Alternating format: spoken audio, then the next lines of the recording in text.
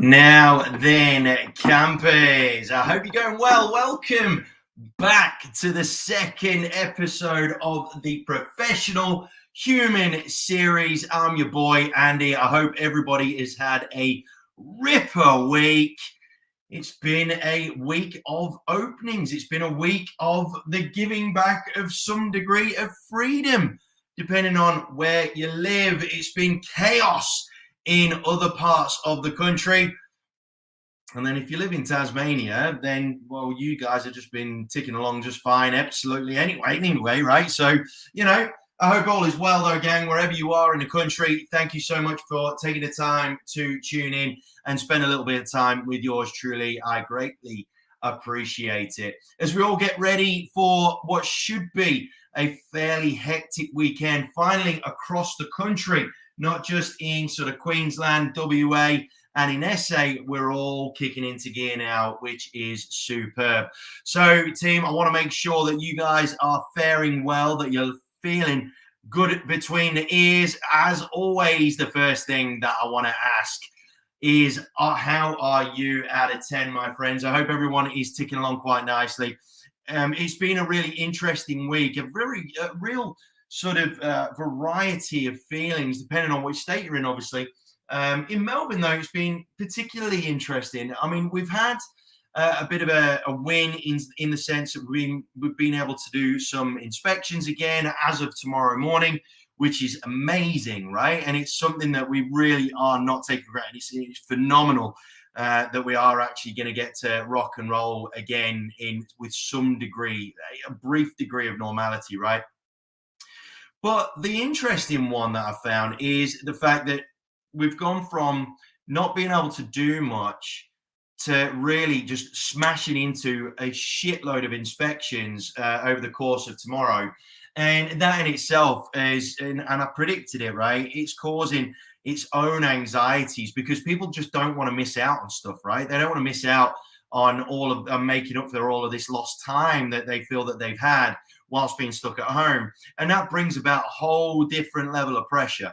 So, team, just make sure you keep constantly checking in with yourselves and your teammates so that you don't get drowned in this sort of angst of trying to make up for lost time while we've been locked away. Got to keep things nice and steady, all right, gang? Now, we're going to be talking about the importance of time tonight because I think it's really critical that we bring to everybody's attention the need to make sure that you value your time as much as you possibly can, because if you don't, you're going to end up pissing a load of it up the wall because you're just going to be just chasing like a dog with a bone, right? You'd just be chasing the back end of cars and whatnot, just kind of like racing around trying to figure out what's what and trying to just get your hands on as much as you possibly can. But the problem with that is if you don't do it with a degree of control, then that chaos is going to get ahead of you. So we really want to chat about the time component. As always, gang, with this professional series, it is sponsored by our great friends at Anywhere Auctions, and I'm sure that they've got a good set of auctions coming through over the course of the weekend. It's an amazing platform, gang. If you are interested in watching auctions, in improving your craft, in finding out how things are actually going out there at the coalface, Anywhere Auctions, get it downloaded. You can watch them, or you can register to bid. The two separate functions there, and you can watch to your heart's content. I would highly recommend you do just that, and just give yourself a bit of a chance to see who's who and what's what, and how people are working their auctions, how auctioneers are, dragging their heels, if they're rushing them, if they're slowing them down, how they're slowing them down. Really, really good to get a grip of that if you're an auctioneer, or if you're an upcoming auctioneer, if you want to be an auctioneer, if I were you, I'd download the Anywhere Auctions app and get that a good look. Now, team, I really want to crack into the meat and veg of this episode, which is maximizing the value of our time. It's really, really critical that we bring this to the forefront of everybody's minds. If we don't, we're just going to piss so much time up the wall. There's going to be so many agents, and I've already seen it, right? I've already kind of seen it on social media feeds and whatnot, where people have booked in 5 million inspections on the Saturday and all this sort of jazz. But if you're not organized with it, you're going to be spinning your wheels for not very much productivity and not very much profit, to be honest. So I just want to bring a few things just quickly tonight, just to your attention, that I want you to just bear in mind, right? I want you to keep in your mind when you are looking at your diary, when you're coordinating these inspections. In Melbourne, it's literally, and Sydney, it's one-on-one. There's no open for inspections. Obviously, in regional Victoria and in the non-LGA sections of New South Wales, I'm pretty sure you guys can do OFIs, I think. Don't quote me on that in Sydney, but in regional Vic, you can do OFIs up to 10 people, which is good. And you're allowed auctions on site as well, which is great. The challenge, though, for everybody is making sure, even if you've got the opportunity to do open for inspections, right? The big challenge that we have is making sure that we're spending our time as best as we can with the people that are either more likely to transact or the ones that are actually going to kind of work with us a little bit, as opposed to try and run us around a table and try and pull the standard bullshit that some buyers tend to do, right? And, you know, because at the end of the day, gang, I did an interview today with News Corp, and the journalist, Kirsten, asked me, what can buyers do, right? What can buyers do to improve their chances? And I said, one of the biggest things that I said was, you know, treat agents and auctioneers with a degree of humanity. It might take you somewhere, right, to actually understand that they are human too. So make sure that you spend your time wisely with the right sort of people that are going to want to openly transact and look like they're actually keen on getting a deal done, as opposed to trying to prove something to either you or themselves or whoever, right? So first thing that I want to mention with this is preparation. It sounds as boring as batshit, right? But preparation is the key to these next few weeks. I guarantee it. The real one of the big challenges is, obviously, we're still in a bit of a moving landscape, right? And so, for example, with my auction calendar, we've got on-sites getting booked, we've got online's getting booked, we've got a whole mix and a myriad of stuff going on because we're still waiting for that roadmap down here in Melbourne. In Sydney, you guys have clearly got ridiculous volumes of buyers per property, right? So we've got to make sure that we're preparing our diaries, preparing our time to make sure that we make the most of our time. Now, a really cool web-based platform that I know a few agents are using, and I use it myself all the time for a lot of my stuff, is Calendly. So I know that a lot of people would know what that's about now, but Calendly is a very cost-effective, it's so cheap, very cost-effective way of becoming a little bit of a ninja with your diary. It's very, very cool. I would highly recommend that you get yourselves organized, because the second point to this is making sure that you use technology wisely. But when it comes to making sure that you've prepared your time, prepared your diaries as well as you possibly can, you've got to make sure that you play that day out in your mind as you're setting yourselves up. By just setting appointments and thinking, right, I've got to be here, and then I'm going to be here, and then I'm going to be here, and then I've got to go back there, and I'm going to go back there, and then I've got another appointment over here, and blah, blah, blah, blah, blah.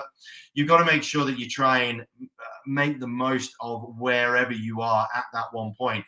The biggest Achilles heel for a lot of agents over the next few weeks is going to be travel time. It's going to be time in car. So you want to try and minimize that as best as you possibly can. Okay. Making sure that you make the most of the weekends is really critical. I've got a point to make about that a little bit later on. But trying to avoid as much drive time and travel time as is humanly possible in your diaries. Now, you know, for Melbourne and in Sydney especially, but this still applies to a number of the states that have still got lots and lots of inspections going on.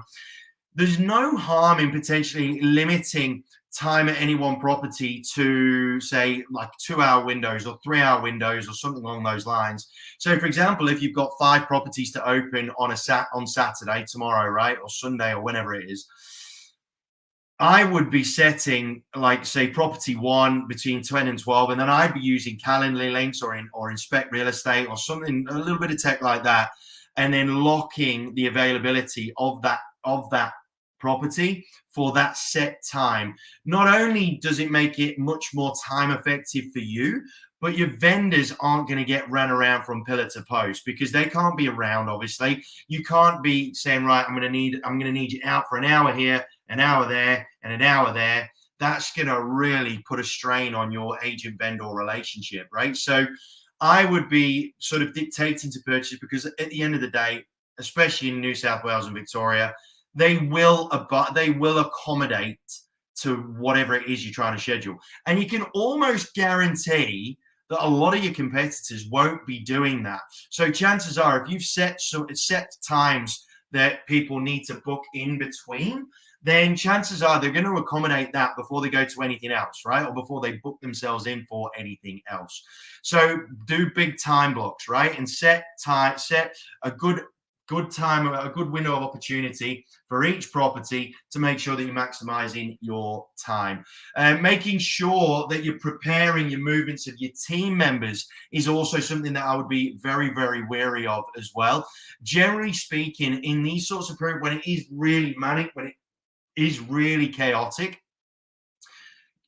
more often than not, at least one of your team members is sort of floating around like a bit of a spare part, rushing from pillar to post, kind of making themselves feel busy without actually doing anything productive. So make sure that every single member of your team has got their time sorted, got their time organized, and making sure that you've got as little white noise, white space in your diary as possible, because the white space in your diaries represents white noise up here, and you don't want to be having white noise in a market that's as chaotic as this. All right, so please, if you see any white space in yours or any of your team's diaries, see how you can utilize that more effectively. None of us are going to be 100% efficient. It's just not possible. But we need to make sure that that level of efficiency is as high as it can be, because let's face it, gang, if you just piss in the wind and scattergun your time and your diaries and your appointments, then you are really, really going to struggle to make sure that you maximize all of your, and you're going to miss some. You're going to miss some. Okay. You're just going to miss opportunities. And the really interesting thing about this, because I know that it's, especially in Victoria, still waiting on the acknowledgement as to whether appraisals are legit. We're still waiting for the official word on that.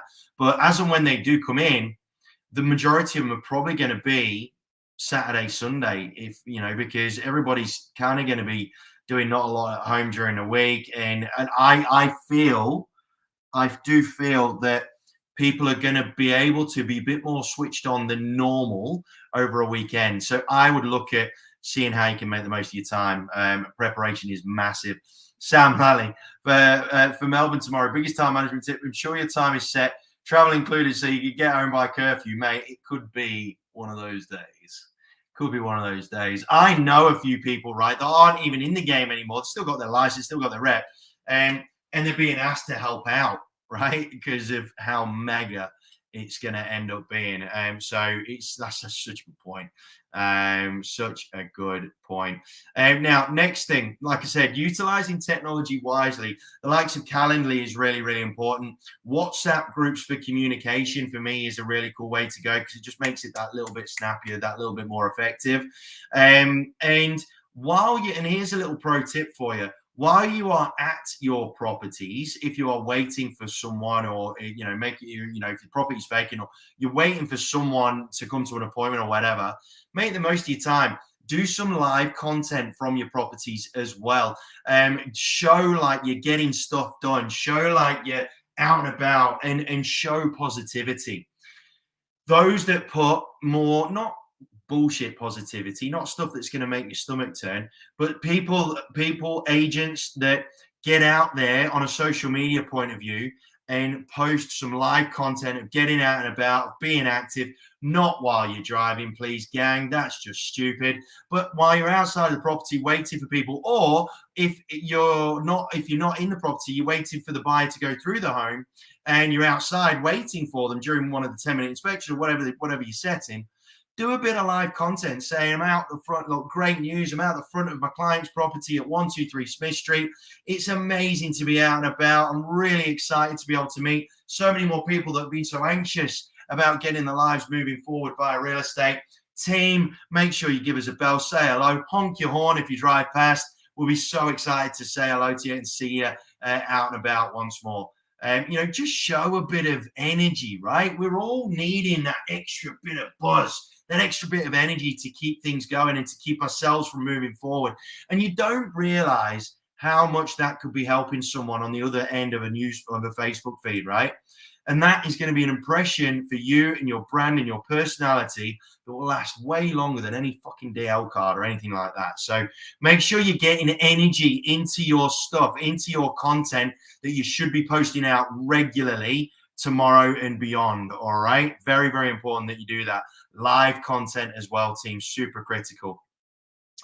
Buyer pre-qualification is enormous. It is absolutely enormous. Now, sounds obvious, but I know that there's going to be a lot of agents that will just be getting a bit of a rush of blood to the head and just, booking anything and anyone in.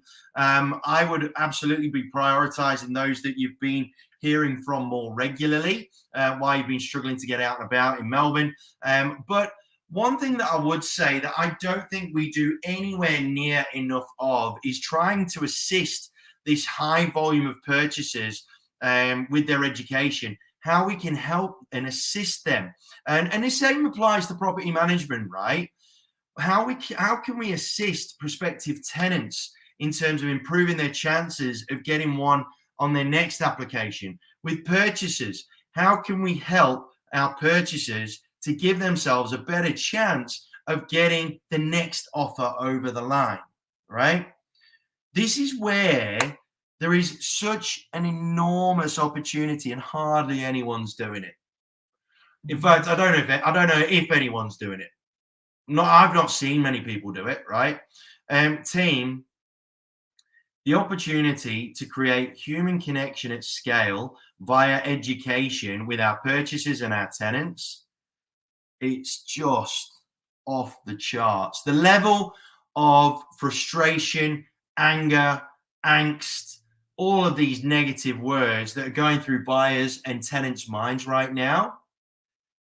Anyone that attempts to do any form of education that's going to in any way, shape or form assist them in the easing of said frustration, my God, will that help your brand? It will just be insane in terms of helping your brand out, right? Now, how could you do that? Realistically, team, you could be, and again, you could just do this while you're waiting for one of the inspections to come out of the home or something, right? Stick your phone on landscape, just hold it, do a selfie video, and say to purchasers, for example, hey gang, it's Andy here. Hope you're going well. Thankfully out back in the field. Here's a pro tip for you if you're struggling at auction, or here's a pro tip for you if you've had a couple of offers go in, but you haven't quite made the grade. Now, the first thing that you might want to do is give the agent a quick call. You might not find out how far off you were, but it would help if you asked the agent if there was anything that you could have done to position your offer in a better spot. I mean, obviously price is going to be one thing, but ask if there's anything else that you could have done that might have helped your process. Now, for some people, it could be something simple, like you might have a 10% deposit, but you've only been putting 5% on the contract because you want to try and save 5% in your bank account for whatever reason, right? Cash flow, interest, whatever the case may be. But to a vendor, that's a sign of weakness to them. You might have 20% in your skyrocket, right? But if you're only putting 5% on the contract, then that represents a negative point for your vendors compared to someone with 10%, 20% or beyond, or unconditional. You haven't got any much of a chance there if you're going up against an unconditional with a 5% deposit that you're putting down and you're subject to finance. So team, like things like that you can produce on a phone for free in less than a minute, that you can then stick on a YouTube. You could then stick that on your phone to a YouTube page, even if you did it unlisted, and then just text that link out to all of the purchasers that are just beavering away trying to get themselves something bought, or to all of the tenants that are just fretting like there's no tomorrow because they're about to end up homeless. Little snippets of video content that you can just whip out on the fly. Oh, like I'd be doing that. I'd be doing that ad nauseum. I'd be doing that so much, because the way that the impact that that's going to have on your buying and renting audience will be so significant when it comes to the betterment of your brand down the track. And I don't know if anyone's doing it. I've not seen anyone do it. If anyone has do it, you got to let me know so I can have a look. But gang, you've got to do this. I've been trying to say this to the C21 network and the Better Homes network. Human connection at scale starts with video content in some way, shape, or form. For me, it really, really does. Especially when half the time we've got masks on, right? So you can't see your facial expressions half the time. That's where video content, where you haven't got your mask on and people can see you and they can see that you're trying to engage with them. I just don't understand why more agents aren't doing this. It's a no-brainer for me. We're still, and it's just ridiculous, the selfie videos that I'm seeing, which are just fucking painful, are of people doing another sold sticker, or people that just listed another property, and just this standard rhetoric, which I wish I could ban, right? I wish I could do shadow bans on people that do that shit still. Honestly, it's just ridiculous. And even worse, those agents that, from a video content point of view, that are they're attempting to they're attempting to try and be like all motivational and shit. Like if someone's life has got that desperate that they feel that they need to turn to a real estate agent so that they get up and brush their teeth or something crazy like that, right? But you're doing it in a wanker way, right? There's a difference between broadcasting a good energy and just being an arse, right? And just being a self-centered prick. Okay, so please, gang, get yourselves out of the equation and just tell people what these common mistakes are. Do it one by one, video by video, out the front of properties, or something along those lines, as a selfie. It doesn't matter about being raw, because it's the content that's going to connect. That raw nature of your video is going to have greater levels of authenticity, which is going to make more of an impact. Okay, so please, gang, make sure that you improve their education, because even just a token gesture like that, right, will even, like, because when it comes to them selling, when it comes to them, having any sort of need for an agent, they will remember that video. They will remember it, because it's so intense for them right now. And if you can help to just calm things down a little bit, then amazing. All right. So that's a really good point, Lisa. No nosy neighbors who want to get out of their house. You really want to try and avoid that. This is where COVID can be an amazing pre-qualifier by itself. You can just turn around and say, gang, we need to know that you are in a position to be able to purchase a property today. Whether it's subject to finance or whatever, we'll ask that in a second. But you need to be able to be in a position to be able to put pen to paper today with an offer. And you need to understand, if you are subject to finance, you need to understand how much deposit you have, how much time you need in order to get your application done. And we must be able to get a copy of your broker's details so that we can communicate with them and make sure that everything that is on the contract is as per the financial structure of how they've got your loan organized. If you're an agent and you aren't doing that for these conversations when you're booking in appointments, God, you're in trouble. You're in loads of trouble. And any neighbors that come around, you've got to say, look, I'm really sorry, guys. I'm super sorry. But right now, we've got to focus on trying to help people move forward. And if you're wanting to compare because you're thinking about selling, then we can either book another time, or we can do it. What I'm more than happy to do is do a quick Zoom, a quick virtual tour for you, and we can connect after that and chat about how that affects your place. Utilize technology in that regard, gang. And just as a little FYI, I'm going off on a tangent a little bit here, but I'm speaking to a number of agents that are in states, though, so New South Wales and in Victoria, where either vendors are really twitchy about letting you in, or in the case of Victoria, we're not allowed to go in yet. But a lot of agents, they're getting lots of appraisal requests, which is amazing.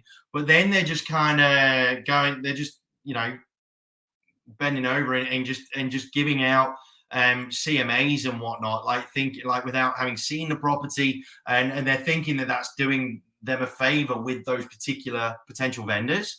Gang, if a vendor is not prepared to get on a Zoom with you or a Google Meet and do a quick virtual tour followed by a bit of a meet and a chat, then the only thing that you need to be sending out is a general market report with a little note on it saying, if you would like me to narrow this down, let's organize a time to catch up on a Zoom so you can take me around the property, show me the bits that you've done. If you're thinking about making any changes, I would highly recommend we have that chat first, because I might be able to save you some money.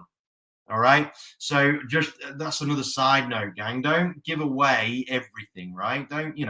You've got to make sure that you're providing a good level of information without just completely devaluing your level of information, right? Just because someone can't be asked spending 20 minutes on a Zoom with you.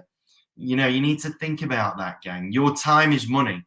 And here's a cool little exercise that Rick Rushton told me to do years ago, is actually calculate how much money per hour you're making. And that will shock you into making sure that you're making the most of your time. All right. So there's a little tip for you. And just say, engage an advocate, Sam. Hey, look, you know what? It's not daft to think about an advocate, to be honest. It's not daft. Now, this is one last point that I want to make. You've got to make the most of the weekend. Now, obviously, we're going into Easter break, so homeschooling isn't so much of a concern now. But if, school starts up and we're still doing homeschooling or whatever the case may be, we've got to understand that we're going to need to make sure that we're making the most of our weekends, because that's the only time you're really going to get to see anyone. All right. So I would perhaps advise that you maybe try and set your auctions during the week, or on evenings. So Friday, Saturday, 6 o'clock, or Sunday, 6 o'clock, or, I would absolutely look at doing midweeks and start at like a 4:30 or at 4 o'clock, and then do sort of on the hours from there and get them all fit in through the week, because you'll find, I feel, this is what I personally think is going to happen. I think that weekends buyers are just going to want to just get out. They want to get out. But if they're still working or working from home or whatever, and they've got kids at home and they can't take them anywhere and they can't go anywhere and blah, blah, blah, blah, blah, then the weekend is going to be the time that they're going to want to get out. They're going to want reasons to get out. They're going to want to go get themselves booked into loads of inspections so they can get out and about. They're not going to be wanting to do online auctions at home on a Saturday, I don't think. So that's just a little something that I've been chatting to a few people about, a few really, really good agents, and they all agree that, time and the day of the week is irrelevant for online auctions at the minute. You can set them whenever. You really can, and they'll be effective. I had one last night at 6:30, and it went like the clappers. It was just crazy. The multiple bidders, it was crazy money over the quote range, which is just insane. So don't be afraid to do a midweek, because I think this is my belief. Buyers are going to be probably more willing to stay at home and engage with you during the week after work hours, as opposed to the weekend, where they're just going to be desperate to get out and see people and do stuff. Okay, that's my 2 cents on that. Team, I'm going to love you and leave you. I've had you long enough for a Friday night. If any of you have got a glass of vino or a bottle of beer in your hand, just have a sip for me. Make sure it tastes good. And while you're taking that sip, here's a little sort of trick for you. Here's a little sort of thing that can give you a little bit of a dopamine rush. The next time you take a sip of your coffee, your tea, your beer, your wine, whatever your poison of choice may be, as you take the sip, utilize that as a reminder to just have a think of something that you're grateful for. Just that one little sip to just spark your memory, spark your mind into having to think about something that you're really grateful for. Just for that one sip. I guarantee you that sip will taste a little bit better. All right, gang? I'm going to love you and leave you. You guys have an amazing weekend. Get fired up, have some fun, and just stay level-headed, all right? Preparation of your time is 100% the key to the game over the next few weeks.